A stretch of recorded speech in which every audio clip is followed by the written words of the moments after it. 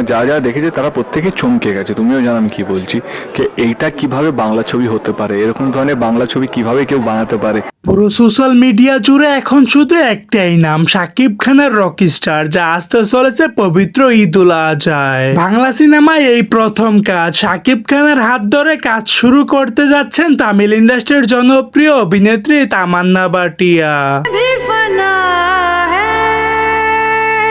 যদিও এখন পর্যন্ত কোনো অফিসিয়ালি ঘোষণা আসেনি, কিন্তু গোপন সূত্রে জানা গেছে এটাই সত্যি হতে যাচ্ছে।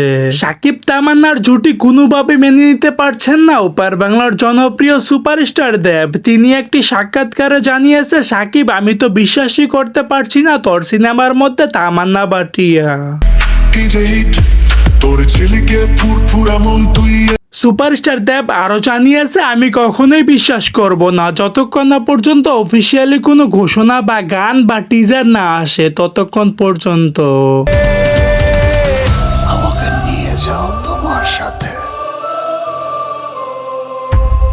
সো দর্শক, আজকের এই ভিডিওটি এই পর্যন্তই। যদি ভিডিওটি ভালো লেগে থাকে তাহলে ভিডিওতে একটি লাইক, একটি কমেন্ট আর অবশ্যই চ্যানেলটি সাবস্ক্রাইব করতে ভুলবেন না।